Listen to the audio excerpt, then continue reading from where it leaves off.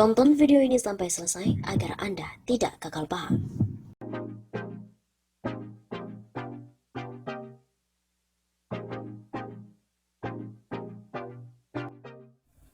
Tuan sedang ketar-ketir melihat kami.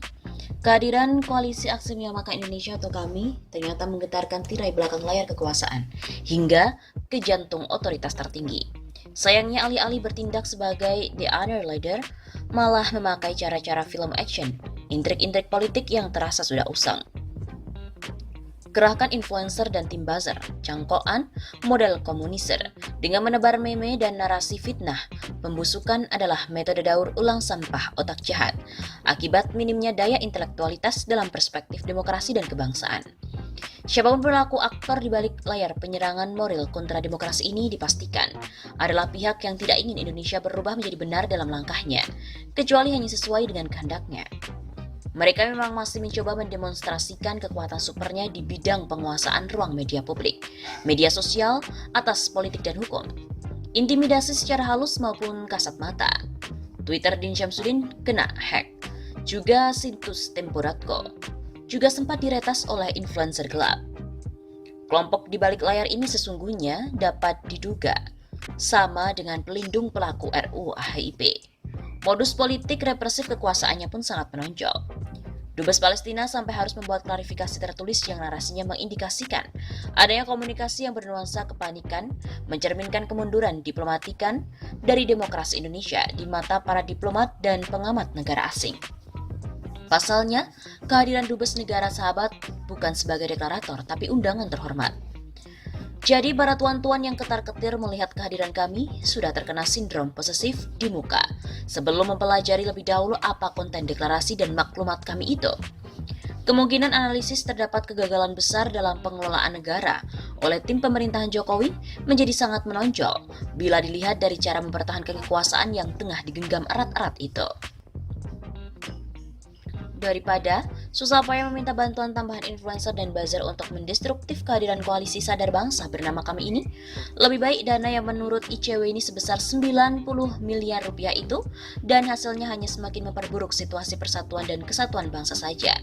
Maka sebuah acara bertema solusi nasional dengan sejumlah panelis yang menghadirkan seluruh jajaran kabinet kerja tanpa kecuali berhadapan debat terbuka dengan tim dari kami. Barangkali cukup dengan 5 atau 3 nama, di antaranya tentu Din Syamsuddin, Rizal Ramli dan Rocky Gerung, juga Syah Ganda dan Refli Harun. Dan apapun hasil rangkuman panelis independen wajib dipublikasikan tanpa kecuali. Mungkin ini adalah cara terbaik dalam demokrasi Pancasila yang tengah menghadapi situasi tidak menentu akibat tata kelola berdasarkan selera dan bukan nalar logika. Jadi daripada sedemikian ketar-ketirnya tuan-tuan menyambut kehadiran kami dengan pola ragam memalukan itu sehingga membuat makin tajam sinisme kepada kepemimpinan, lebih baik menyerah terhormat dalam ruang tukar pendapat terbuka langsung di mata publik. Bila penguasa yang sudah kehilangan kepercayaan besar rakyat itu semakin anjlok gak karuan di antara puluhan ribu meme satir kiriman rakyat dari mereka yang jujur, non-buzzer, non-influencer itu, maka tidak tertutup. Ketar-ketirnya tuan akan berubah menjadi kegetiran teramat pahit, meski masih ada kuasa. Seperti diketahui bahwa deklarasi kami diikuti di berbagai wilayah, di Indonesia maupun di luar negeri. Sejumlah tokoh yang hadir dalam deklarasi Koalisi Aksi Menyelamatkan Indonesia atau KAMI di Tugu Proklamasi Jakarta, yang salah satu deklaratornya adalah Din Syamsuddin, menyebut bahwa deklarasi tersebut digelar di berbagai daerah dan luar negeri. Alhamdulillah sudah terbentuk KAMI di berbagai daerah, bahkan di luar negeri yang pada hari itu juga mereka melakukan deklarasi. Hadir pula di antaranya yaitu Gatot Nurmantio, Amin Rais, Said Didu, Refli Harun, Abdullah Hamahua, Ahmad Yani, Mutia Hatta, Rocky Gerung, Ihsanuddin Nursi, dan lain-lainnya. Din juga mengatakan kami merupakan gerakan moral atas nama rakyat Indonesia untuk menegakkan keadilan dan kebenaran serta menciptakan kesejahteraan sosial. Bahwa gerakan moral tidak sepi dari politik. Kita juga berpolitik, tapi politik moral. Tetapi politik berbasis nilai moral, maka oleh karena itu bergabung, marilah dan saudaraku semuanya. ucap Din. Din juga menambahkan deklarasi dari Tugu Proklamasi merupakan awal yang bersejarah untuk memulai perbaikan Indonesia ke depan.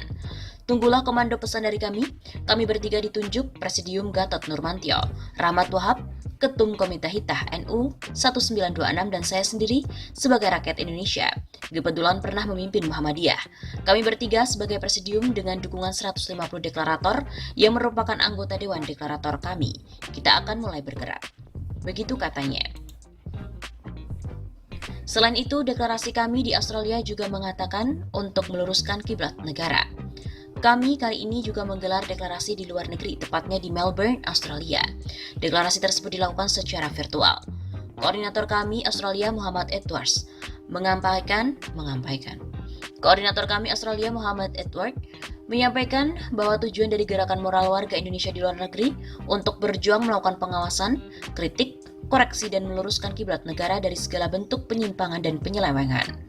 Selain itu, Edwards juga mengatakan jika kami Australia juga akan berjuang dengan berbagai cara sesuai konstitusi, baik moral edukasi, advokasi maupun cara pengawasan sosial politik moral, dan aksi-aksi dialogis persuasif dan efektif. Bahkan kami sebagai rakyat dengan latar belakang kemajemukan agama, suku, profesi dan efisiensi politik menjunjung tinggi kemajemukan kerukunan dan kebersamaan pandangan, dan sikap kami adalah perwujudan dari hal-hal yang dapat disepakati. Perlu diketahui, kami Australia terdiri dari 9 orang yang diangkat oleh Presidium berfungsi sebagai motor penggerak koalisi melaksanakan rencana strategis. Mereka diutus Dewan Deklarator dengan membentuk dan mengkoordinasi divisi-divisi.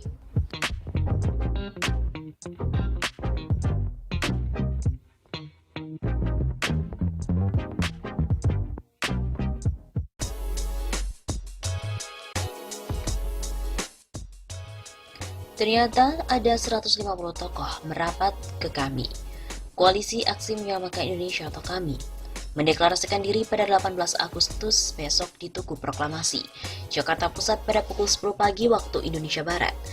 Koalisi yang mereka klaim sebagai gerakan moral ini akan dideklarasikan oleh berbagai tokoh nasional, salah satunya adalah Din Syamsuddin.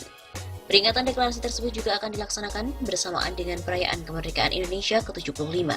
Sekaligus bagi kami, peringatan ditetapkannya Pancasila sebagai dasar negara. Kata Din Syamsuddin sebagai salah satu inisiator kami dalam konferensi pers Sabtu 15 Agustus. Din juga mengatakan setidaknya ada 150 tokoh yang telah sepakat dan ikut serta dalam deklarasi.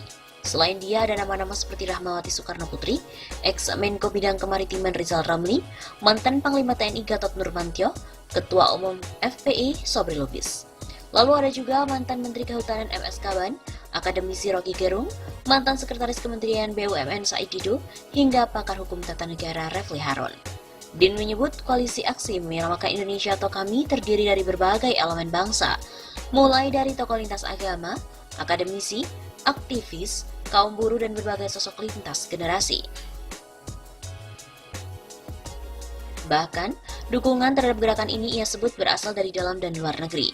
Hal ini menurut Din dibuktikan dengan telah terbentuknya KAMI di berbagai daerah di Indonesia dan di luar negeri.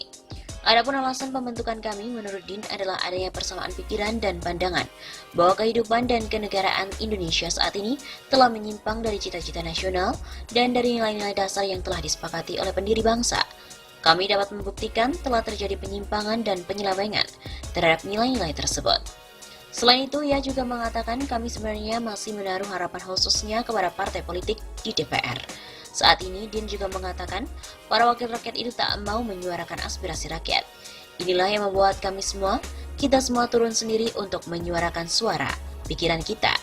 Dia juga mengatakan sebagai gerakan moral, maka gerakan yang dia gagas itu juga berdimensi politik. Namun ia menolak gerakan itu adalah sebagai politik praktis. Ia menyebut gerakannya adalah politik moral yang lebih tinggi dari politik praktis. Dan ini dijamin oleh undang-undang untuk berserikat untuk melakukan social control.